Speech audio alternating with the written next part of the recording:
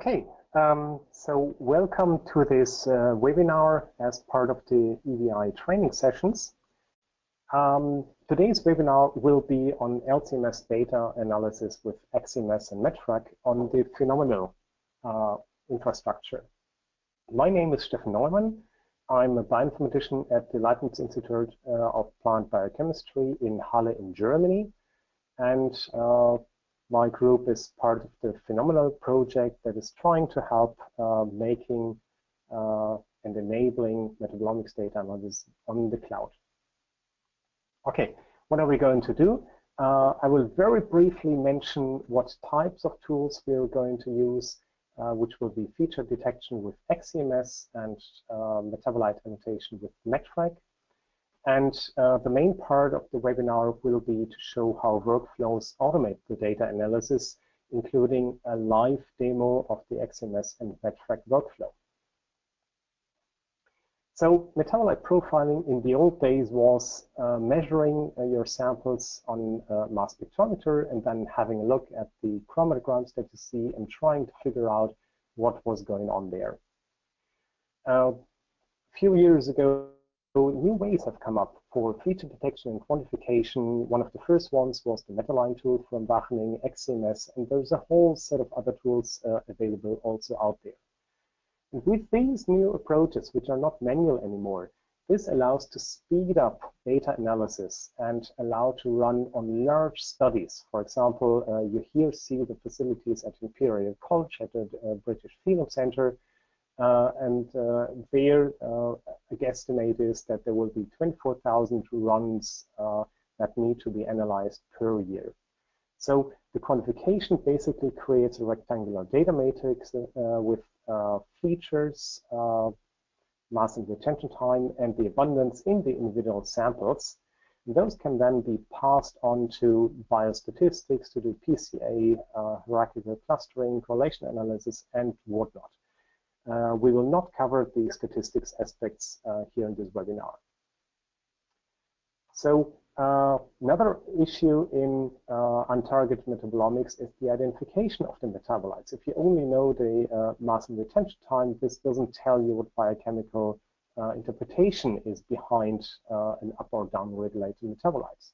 So in the old days, you used MSnbase spectra and manual interpretation, where you had interesting overviews of which fragment corresponds or might correspond to which structural feature in the molecular structure. And then we had a new way of trying to do the automatic explanation of fragments in an MSnbase spectrum. And you can see from the picture here, the first steps in this direction were already quite many years ago. Later on, we had Mass Frontier from the HiChem company, and MetFrag developed here at the IPB. And there are more tools out there that are trying to annotate hundreds and thousands of unknown spectra in your MSnbase data. So if you want to have a quick view at what MetFrag would look like if you did it on a browser, basically, you can go there, paste in your spectral data, and MetFrag will come up with a list of candidates ranked by the MetFrag score, and you can also have a look at individual peaks and the corresponding fragments that could explain such a peak. Great, so there are tools out there like XCMS that I mentioned and MetFrag, and they are great. In practice, you will somehow use them as part of your daily workflow when you analyze the metabolomics experiment. So typically, there will be lots of file conversions and cut and paste between individual tools.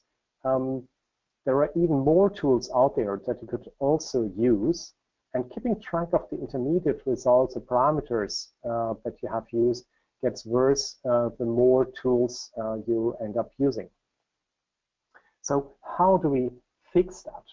Well, there's the concept of software workflows. Instead of having monolithic or disconnected software systems, in workflow systems, you have many connected components.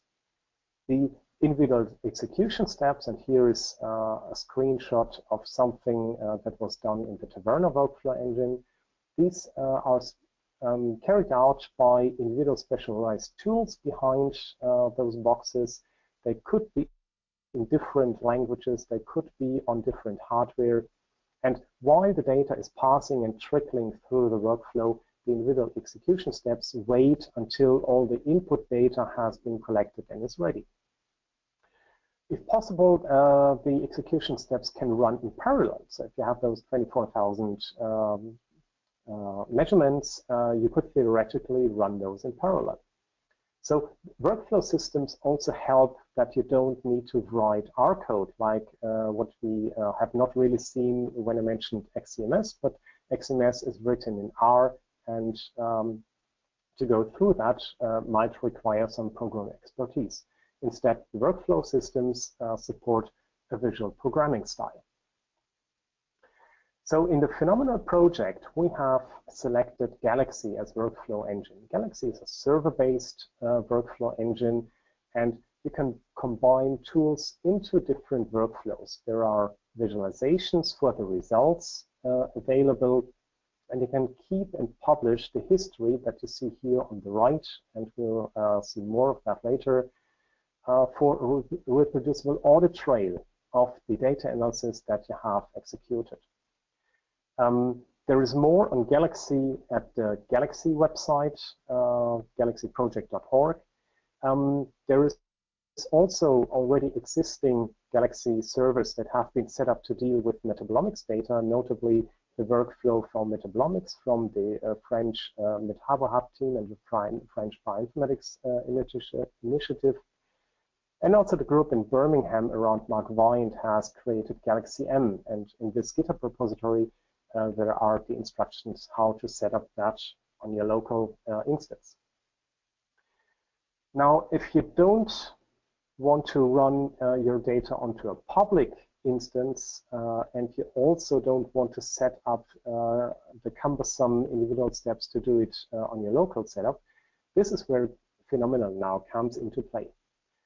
In PhenoMeNal, we use the Galaxy. We have different sets of tools that you combine into different workflows.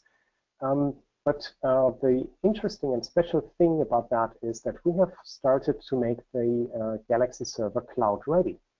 If you have credentials for the Google Cloud Platform, for the Amazon Web Services, or Microsoft Azure, then you can run and execute Metabolomics workflows on the cloud. If you have a local in-house OpenStack installation, then you can also deploy the whole PhenoMeNal software stack on this OpenStack instance of your choice. And what happens behind the scenes and what is shielded from the user is that each individual tool will be packaged or has been packaged by the PhenoMeNal team in different containers, software containers, and they include and embed all the required dependencies, which sometimes can make installation quite cumbersome, into different containers that you can see across the workflow. And the deployment and execution of these containers on your cloud instance is managed by Kubernetes, which has this nice little blue logo here. So Kubernetes will take care of collecting all the containers, running and distributing them across your compute resources that you have rented in the cloud.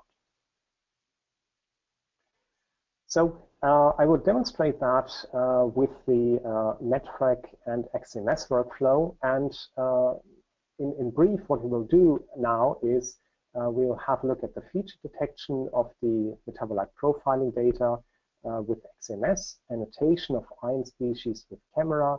We will read the MSnbase data out of the raw file using a different R package, and then map the MSnbase spectra to the annotated precursor features from the metabolite profiling. Once we have that, we can automatically create MetFrag Batch files so that all of these MSnbase spectra are blasted against the MetFrag tool, and finally visualize that as a PDF. We can also have a look at that from a bird's eye view what the workflow looks like. As I mentioned, we first do the feature detection, camera annotation with these three tools. At the same time, we read and extract the MSnbase spectra from the raw data file, map that to the precursor features, and then create the MetFrag files. All those MetFrag query files are then executed here in the command line batch tool, and we can then either zip the results or also visualize that, as we will see soon. Okay, now comes the live demo, and I will switch to the public demo Galaxy instance that PhenoMeNal is running. As you can see here, it's public PhenoMeNal H2020. You can register your account. I've already done that. And I will now go through these individual steps. I have to admit, I'm doing a bit of cheating, which you can also do yourself. So among the help menu item, you find interactive tours, which is a feature of Galaxy that helps you, if the tool developers and workflow developers have created that, help you to find the right order of steps. Okay, so we start with the MetFrag XCMS workflow. And the first thing that we need to do is to get and upload our data. You do that with this upload button here at the upper left. This will now open the upload window, and we can choose a local file or URL from the web. And we already have the mzML data file that we work with on the web server. So we can just select that and start the upload. Now Galaxy has collected the results. You see everything went nicely. And now the mzML file has appeared here on the right in the history section. You can think of the history section as a scratchbook, or maybe also as a directory that keeps items, intermediate items of your analysis. Here on the left, there is the selection of the tools that are available, and those include XCMS, MSnbase, and the MetFrag tools. Okay, now we need to use the XCMS Find Peak tool, Find Peaks tools, and I could enter that into the search bar, and we find this tool. Now I have to advance the tool here. Okay, so in the main section of Galaxy, you now see all the input parameters that will be required for the peak detection. Most important is the selection of the mzML file, the raw data file, and this is already pre-selected because Galaxy knows that there is only one here in the history to the right. So all the tools are executed on items in the history. There are more parameters that are relevant if you have different setups for your MS data, but we can leave that at the default right now. Okay, so we click on execute, and you now see that there is a new item coming up. It's currently in gray in the history, and that will be the results of the Find Peak step. While this is running, we can already select the next tool to use, which is the camera, annotate peaks. So this again needs some input data, and we already have pre-selected the result of the XCMS Find Peaks. So everything else can be left at defaults, and we can execute the steps. We need a next camera tool that needs the input data from annotate peaks. Everything else can be left at defaults, and we can do that. We need the third one that is actually taking care of the ion species annotation. Again, the input data is pre-selected. This is going to be that. It's not yet ready, but we can already start this step of the workflow, and the new items appear in the history. Okay, then we need to read the MSnbase data. This is done with the read MSnbase step, And this again needs the mzML as input. So next step, and we have a new item here in the history. Now we come to the step where we need to map the data from the MS1 spectra with the MSnbase data. Actually, this also allows us to take the MS1 and the MSnbase data from different files. But since in this case, the raw data was acquired in data-dependent acquisition mode, we have everything in a single place. One thing we need to change here right now, among the input data, here we have the wrong one. We are expecting camera find adducts data, but it has automatically selected this one, so we need to change that because we need the camera find adducts input. This one here is already on the correct settings, and we can execute this step here.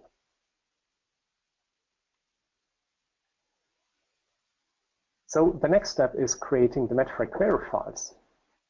And the nice thing about the Galaxy tours is that it reminds me and you, if you redo such an analysis, to switch the different input files. So the second one has to be the camera data. And the first one is already set to the correct input set from the history. This will now create the query files that includes all the parameters that will be sent to MetFrag. And one of those parameters is which database to look for the candidates. And we have default the CAC database, which contains many highly biologically relevant compounds, but it's a bit sparse on lipids. And since we know that we have lipids in the dataset, I will switch to using PubChem as database. You could also upload your own data file in one of the upcoming versions, and that would allow you to, for example, upload the whole of lipid maps that would then be processed here. Okay, I fixed these input parameters, and I can execute the next step. Now I need to switch resolution. Great. As you see here now in yellow, the MetFrag parameter sets are encapsulated in a list of data to not clutter my history here to the right. And I can open that up, and you see that for each of the precursors that were found and mapped MSnbase data, I have query file here, and I can view that. It looks a bit nasty, but in here you see all the MSnbase peaks, mass and retention time, mass and intensity. And we now need to run these against MetFrag. Let's see, I'm a bit behind with my tours. So next step is to actually run MetFrag. So this is now input for the MetFrag tool, and I have to select the MetFrag parameters from my history. And I can execute these steps here now. Now this results, as you see here, to the 8 MSnbase spectra being processed. And because I've done this demo a few times before, I know that 2 of them will run for a few minutes. So we can take the time and have a look elsewhere in Galaxy. Let me also already schedule the visualization of the tools with the MetFrag visualization. So for that, I need the result files that I don't have yet, but that will be coming in a moment. And I also need the MetFrag parameters to be able to visualize that. Okay, now I can execute this step. And while Galaxy and our cluster are crunching through the results, and they have actually already done all but these 2, I can show that this history now looks like a very linear thing. And you have seen in the slides that I showed of the presentation that Galaxy also has a workflow editor. Now it's a bit hidden here, but you can look at the history options. This allows me to extract the workflow. So all these execution steps that I've done here, I can now put into a workflow, which I can then edit. And you see here, this is the workflow that resulted exactly from the steps that I've just a moment ago executed. You can move the boxes around, so you see how the data is flowing. These were the input data sets that I have selected, and there you see this is the output of this tool, and that goes into the next one, and it will then also go into the command line tool. You see here this set of pipes or set of strings between the two tools indicates that these are working on a collection of data that can be run in the background in parallel. Okay, I'll leave that editor. I'll not save my workflow, and I come back to my results. Now we just saw that the last one of the MetFrag executions has finished, and in this very moment we also have the results, and they have been collected into a PDF file. You can see here this is the highest ranking MetFrag scored structure. There is a bit more information about the MSnbase spectrum, the molecular formula of this lipid here as obtained from PubChem, and there are examples for all the 8 ones. Now one caveat here, independent of the workflows, is that computational tools like MetFrag, they give you a ranked list of results, and blindly taking the first one out there and putting into your paper as identification of the compound is probably not the best idea.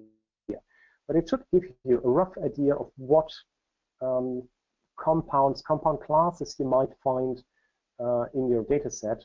And of course, when you write about the biochemical function, you will have to validate and identify the compounds themselves. What I will not go into is that we even have a link to the MetFrag website, where all this data is then passed on to MetFrag, and you can rerun this analysis outside of Galaxy and explore the individual fragments, which we don't have in the Galaxy user interface. Okay, so this was the live demo that I showed for the LCMS MetFrag XCMS workflow, and I can go back to the slides.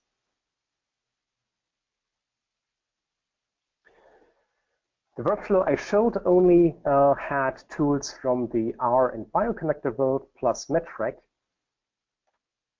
But in fact, one of the strengths in Galaxy is that it can integrate tools from different frameworks. And one example that was created predominantly by Payam Imami from the Uppsala group working in PhenoMeNal. Also contributions from Stephanie Herrmann, Christoph Rüttges, who is actually sitting next to me, Ola Spute, also from Uppsala, as well as Kim Kultima. And in this workflow here, you already see that it's more complex than the one we showed in the online demo. And one of the cool things is that it also includes tools from the OpenMS world, which is a different set of tools for MS data processing. And you see here are the ones marked in blue. And with a little bit of glue code, we were able to connect OpenMS tools to tools from the R and Bioconnector world. The workflow also includes a bit of statistics to do biomarker discovery. And then you can have the annotation of your most differential and most interesting metabolites in there. So we haven't talked about costs. You could think that if you do that on the cloud, the faster you want it to get, the more expensive it will become.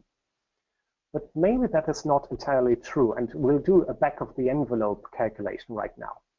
So let's think you have 24,000 samples, and let's say that each one would take 1 minute to process. That's 24,000 minutes, that's 400 CPU hours, 16 days, or it boils down to 2 weeks. But if you're on the cloud, then you will have to pay for that.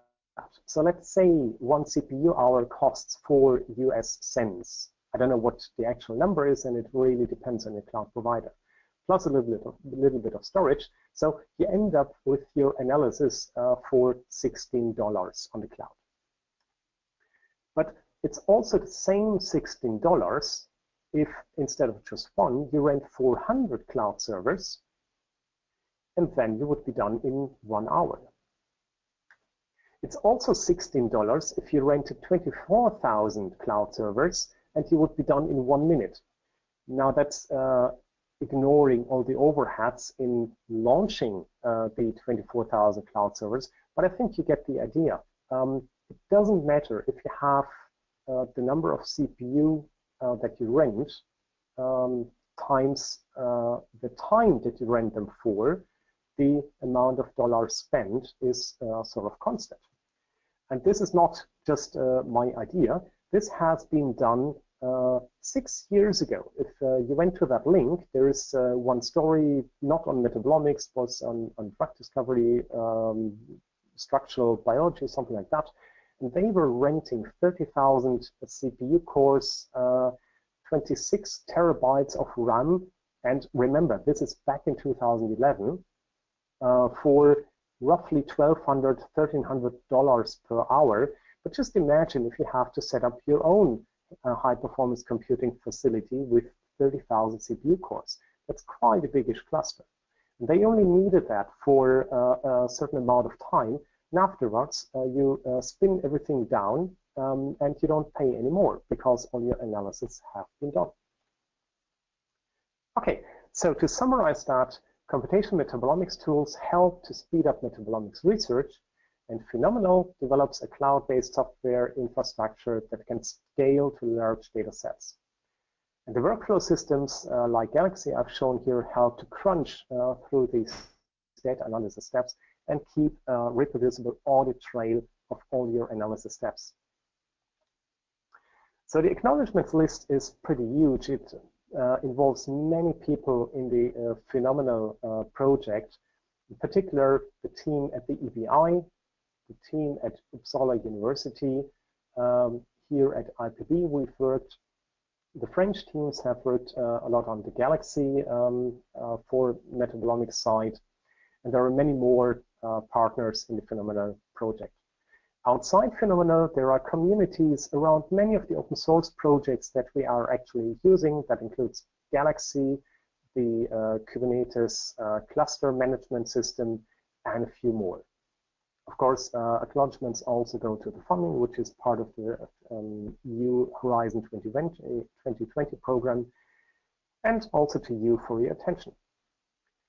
There is an earlier version of such a demo that you can watch on YouTube if you go here, and we have the tools that you need to redo that yourself installed on the public instance of PhenoMeNal.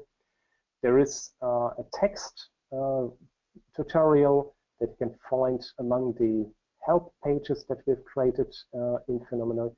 The data that we actually showed has been deposited into the Metabolites Metabolomics data repository. The slides that you're right now seeing are visible behind this link here, and the webinar has been recorded and it will appear on the EBI webinar and training pages.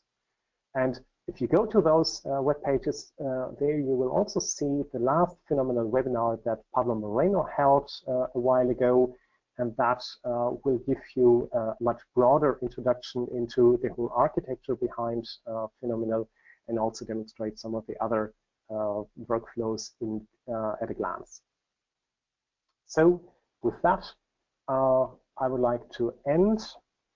Now we can see if there were some questions that we can discuss. And I hope that our organizer comes in. Melissa? Hi, everyone. My name is Melissa. I'm one of the training officers here in the EBI training team. As you can see, we run a series of webinars every week, so you can see the list of upcoming webinars on our webpage. So there don't seem to be any further questions. If you do have questions, please do drop either Train Online, so that's trainonline@ebi.ac.uk, or Stefan in email, and we'll be able to get back to you. So that just leaves me to thank Stefan for presenting this webinar today, and I hope you enjoyed the webinar as well. Thanks very much.